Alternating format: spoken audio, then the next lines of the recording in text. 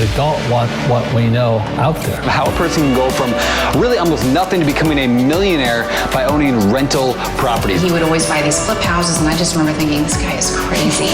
Why would he buy that house? In the past decade, there's been a huge surge in the peer-to-peer short-term rental market. Become an insider.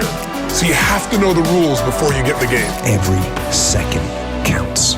So make every second count. Welcome to the Real Estate Jam. Whether you're just beginning or the best of the best, we're glad you're here. We will share successes, failures, and strategies for the action-taking real estate investor. And now to your hosts, JD and Melissa.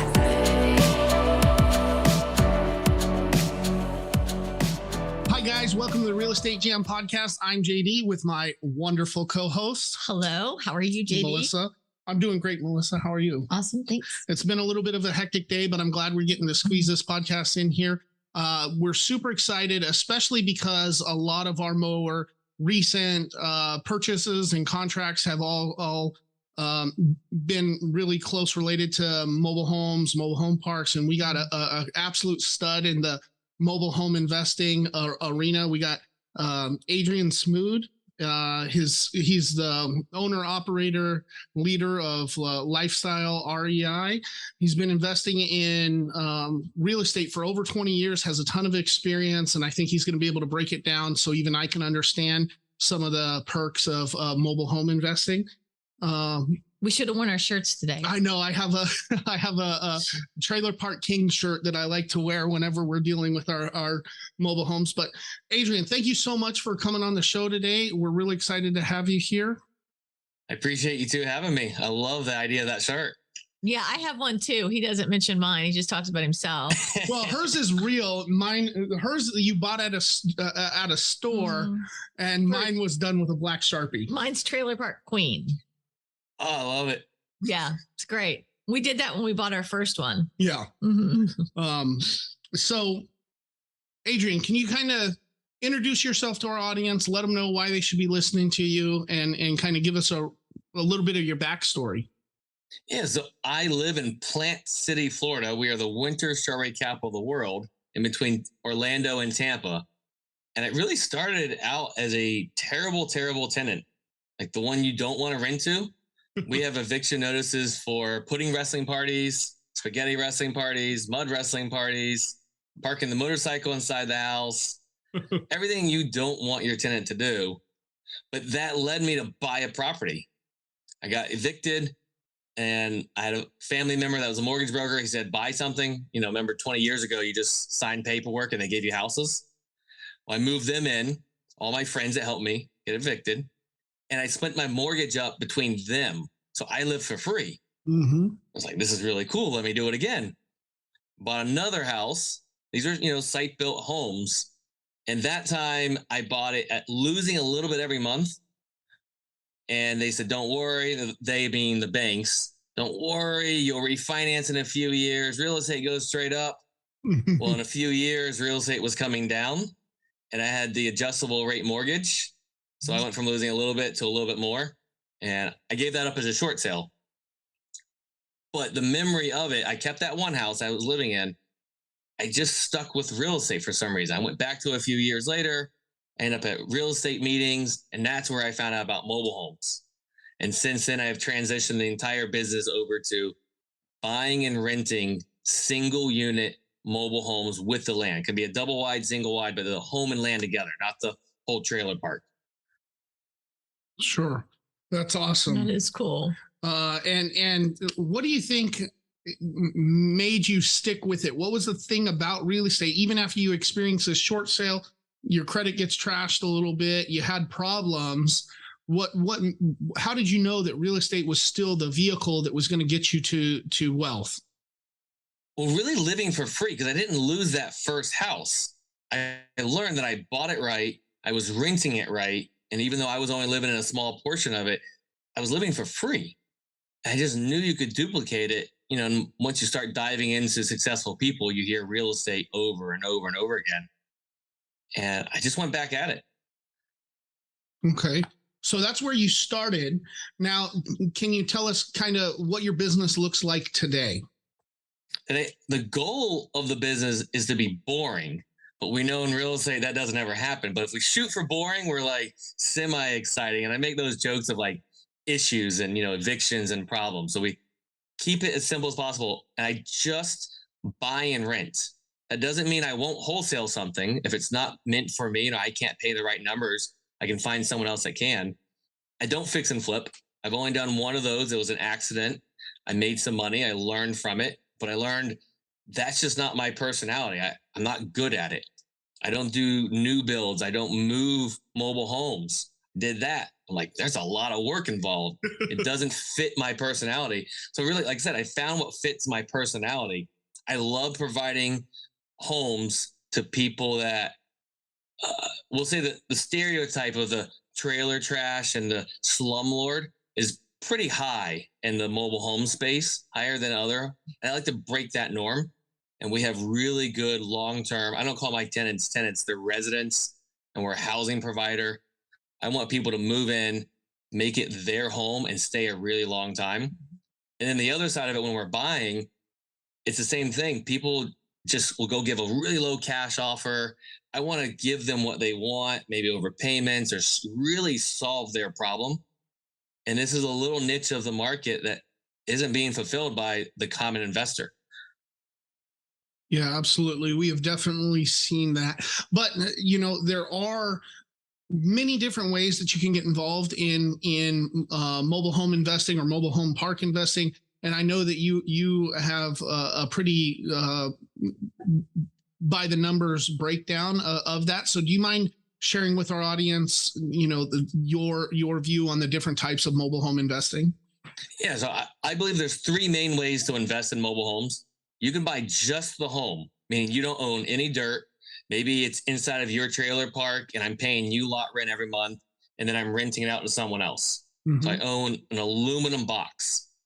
Those are really good ROI or return on investment. They're recession resistant, but I don't own any of that dirt. So if the hurricane comes through and blows it away, now I just owe you lot rent. I don't do that much of that anymore. I've had those before. And then you can have the whole mobile home park that you were talking about. You own it all. So I think there's two main ways to run those. You can own everything homes dirt. You own a flat apartment complex, or you own just the dirt and you own a big parking lot, and you can mix it up. Those are no longer in my vision. I do that middle ground that for some reason has been forgotten. And people think of those other two. I buy a single unit with the land. Like I said, I can't explain why it's been so forgotten, because people always think, oh, you do mobile home parks. Like, no, actually, I buy singles. This can be a neighborhood like any other subdivision, but instead of them being site built, they're all mobile homes. Or it can be an acre, 2, 3, 4, 5 acres with a mobile home on it. And then we rent them out. Sure. I am curious, and that makes sense in breaking it down. And they do all kind of get lumped together. But I am curious why your vision has gone away from mobile home parks and that to individual mobile homes on land. Part of it is I just found success in this little niche, and I'm a niched investor. I found that I'm really good at doing like one thing. And when I start branching out, my success rate goes down, and less competition in this little section, and less government regulation, less moving pieces. Doesn't mean I won't be involved in a mobile home park. I would just rather make a lot of money where I'm at, take some of that money and invest it into your mobile home park. That's the way I get my diversification, because I already learned this. And if you've already learned that and you're an expert at it, why am I going to relearn everything? But a lot of it comes down to it's forgotten about. So it's much easier for me to get leads. The mobile home park space has gotten decently competitive over the last few years with all the hedge funds getting in it, and some people have made it big and sexy, and people are still scared of the single units. The banks don't like them. So it makes it even more difficult for the common investor that doesn't want to learn about private money and creative financing. And so, yeah. Yeah, I think that's a good point. Some of our most difficult challenges, either wholesaling the single unit mobile homes, or even listing it on Melissa's listing side is if they're over a certain age, they can't get financing. The insurance is expensive. If they're older than 2000, everything is they have a really negative appearance in the financial world, and so that makes it difficult. Can you talk to me a little bit about how you're purchasing let's just run through your whole funnel. So how are you getting these leads? Then how are you coming up with your offers? How are you financing them? Are you getting private money? All of that stuff. Let's just break it down. And then I'm sure we'll ask questions along the way. Well, you teed it up perfectly. Everything you just said is why the leads come to me. My best referral sources are realtors. Because if you're watching this old 1968 that comes with most of its siding behind me, no one wants to list that and deal with that. And a lot of investors won't even go look at it. Oh. Well, I'm willing to go and look at it, see if we can solve a problem with it. So realtors have become a good lead source, and other investors as well, because there's no money here. This doesn't make a great Instagram photo. And I always like to say that cash flow doesn't have to look sexy. I solved his problem. And when we talked, built rapport, he decided to owner finance it to me. So owner financing is one of my big ways. And then private money. And private money, I just rather pay a person than a bank. It feels better. I know my friend or my family member's story, saving for retirement or their kids' education.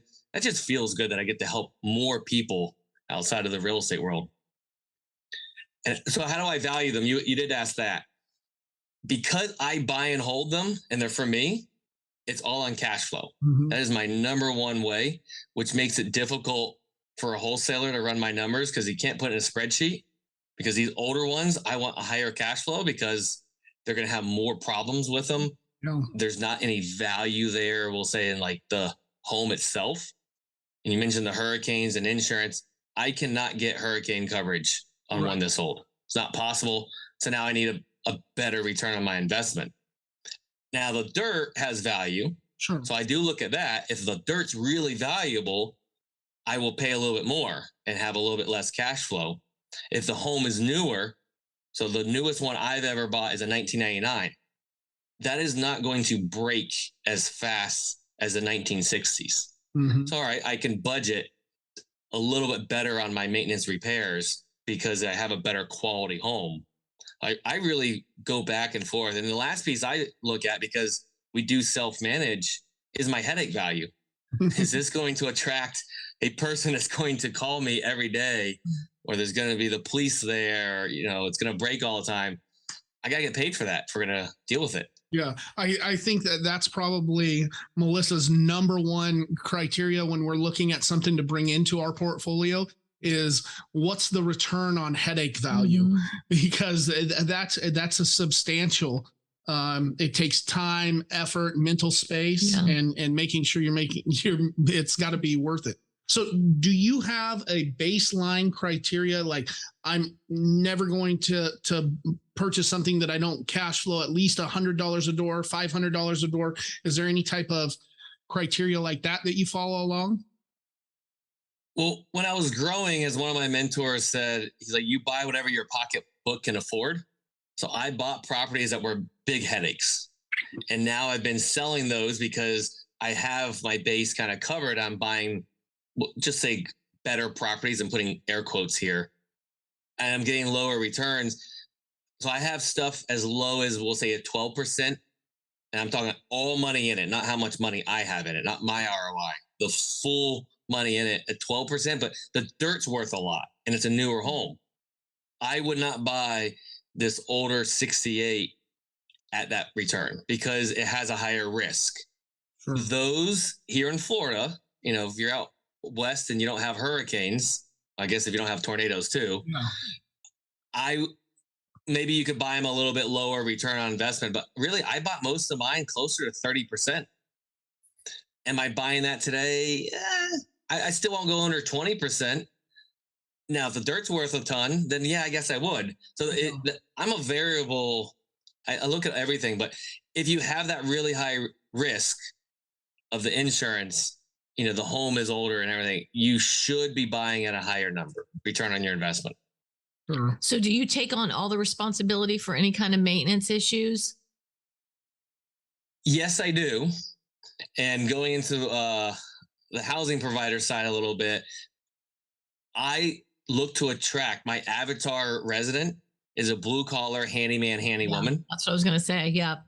And they don't always call me for little things. And so I do technically, but I look to attract someone that wants to take care of it themselves. Yeah. That's perfect. I That's love really that. smart. Mhm. Yep. And they take pride in it. It's their home, even though we're renting it to them. Not a rent to own situation. It's still their home. They take that pride. Yeah, we try to build in, this minimum price. They have to cover anything like 200 and under. And so I didn't know if you were doing something like that, but that's perfect. I love that. Mm-hmm. We have the $100 is what ours is. And, we'll help them out.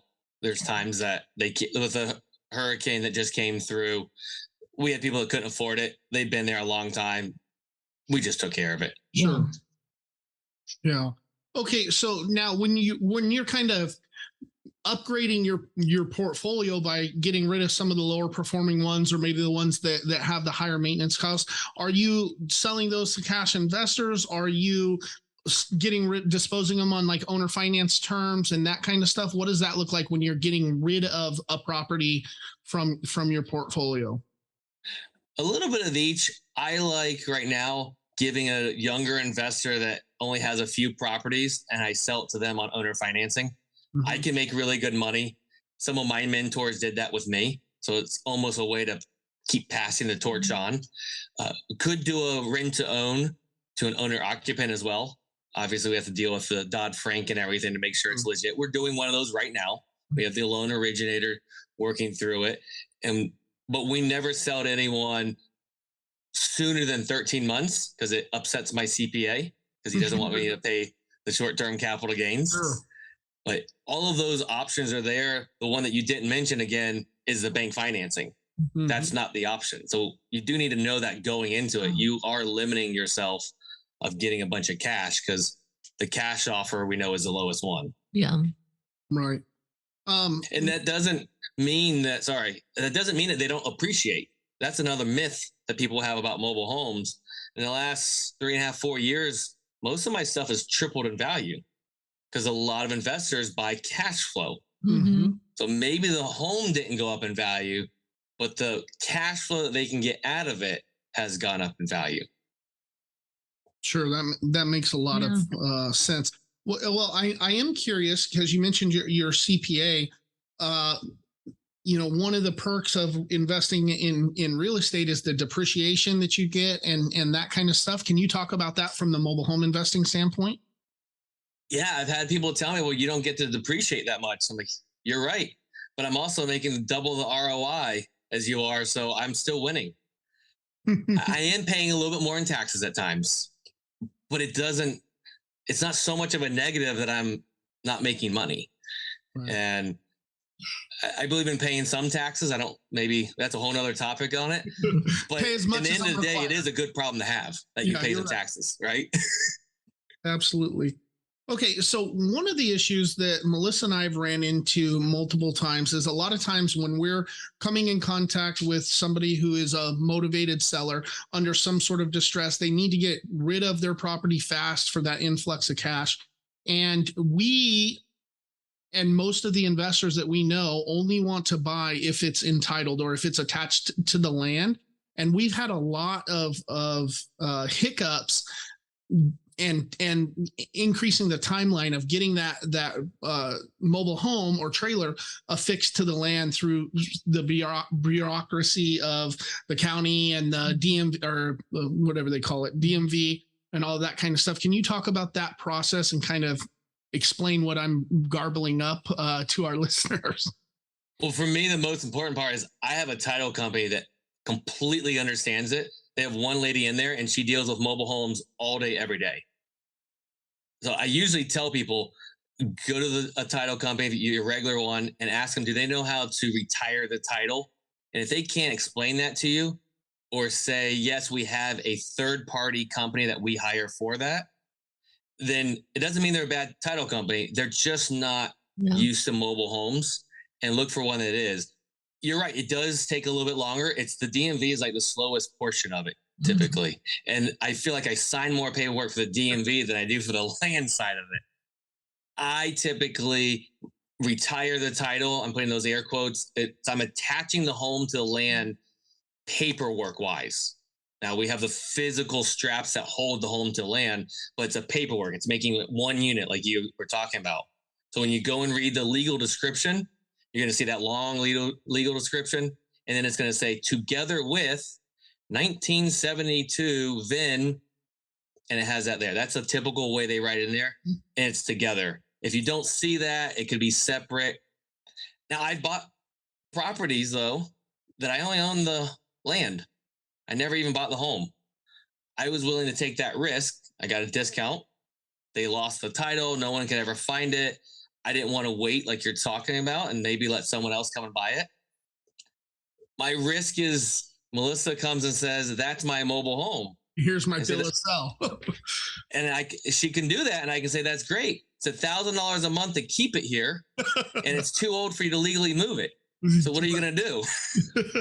That's cool. And it hasn't happened. And these are on older ones that we can't move legally. And so that I'm willing to take that risk. You know, I sleep well at night still. If you don't sleep well at night with that risk, don't do it. Right. And really at that point, you can mitigate your risk by just paying lot value or land value, right? And then if you have it and it's a rentable trailer or rentable mobile home, then you're mitigating that risk through your monthly cash flow. And the chances of somebody coming back after a 1968 silver mobile home are probably pretty low, especially when the situation is it passed from generation to generation for the last three families, and now they're selling it to you. That's exactly it. And we know that that's going to scare a lot of people off because of their risk tolerance. So again, there's less buyers that are willing to buy it. That means there's less competition and I can buy them. Mm-hmm. I'm feeling the void in the market. Yeah, absolutely. I think that's one of those things that a lot of the gurus, they don't really talk about is that where your competition is the least is where you can find some really big ROI, really big spreads. And I think having people like you that come on and showcase these specific niches really opens a lot of people's eyes. So I do think that you have an awesome niche. It's one that Melissa and I we dive into more and more. It seems like every week where I'm going on more and more mobile home appointments, whether that's a good or bad thing. It depends on if we buy them. So as far as your team goes, you said that you do your in-house management. What does your team look like, and how are you guys? Because I assume that you're not just in one geographic area, you got them spread out over a wide area. How are you managing these properties individually? Oh, I'm actually in a pretty tight spot. I do 30 minutes from Plant City. Mm-hmm. And I started with that. A lot of my mentors, they said they slowly went down to a smaller and smaller neighborhood. I was like, well, I'm going to end where you start, or I'm going to start where you ended. Mm-hmm. And I also did have a property I was looking to wholesale, and it was an hour away. I went there like 4 or 5 times. And I was like, I don't want to do this all the time. If this is a rental, I'm never going to go there. So we are in a pretty tight spot. The caveat to that is also there are enough properties where I'm at. Sure. If I was in Wisconsin, there's not enough properties within 30 minutes of your house. There might be 10 in some parts of the country. So I am a little more fortunate. My team I have an office manager that is actually a W-2 employee. I never, ever thought I would have a W-2 employee. You would ask me 4 years ago, I would have put tons of money down saying, nope, not happening. But Jill has changed my life. We've done personality tests and everything. She is the opposite. So she enjoys doing a lot of the office admin work. So she compliments me, and then I can go out there and talk and close deals and help people out, and she takes over from there. We do have a few VAs. We're growing that part right now. My goal is Jill does everything I don't like doing, and then we will hire VAs to do everything she doesn't like doing, and then she will manage everyone. It's ultimately her responsibility. Yeah, but I want her to love what she does, because then she'll be there forever. Right. And that's just the right thing to do for our teams. Yeah. Yeah. I love that. So I think there's a lot of information, and I know that there's a lot of investors that are listening to the show today that are interested in mobile home investing. If they wanted to come and find out more information about what you guys have going on, or contact you, reach out to you, where should we send them? The easiest place to get everything is adrians360.com. And there it has my book. I have a best-selling book on how to buy mobile homes. I have some classes. I speak around the country now, teaching at different RIAs, and everything's right there. My social media is there. I try to post like 5 days a week on just little tips and quotes and stuff, what I'm learning, and just keep passing it on. That's great. Awesome. Well, Adrian, we really appreciate you coming on the show. Thank you for adjusting to our schedule today. That was a big help. You're a stand-up guy, and we look forward to talking to you again. Thank you. I appreciate you having me on. You did the hard work of hosting the show and editing and everything. I just show up and have fun. So thank you. Perfect. Sounds like a good deal. Thank you for listening to the Real Estate Jam. We hope you enjoyed today's episode. For more information, check out our website, therealestatejam.com, or find us on Instagram, Facebook, and Twitter at The Real Estate Jam. If you have any questions, feel free to drop us an email at therealestatejam@gmail.com. See you next episode.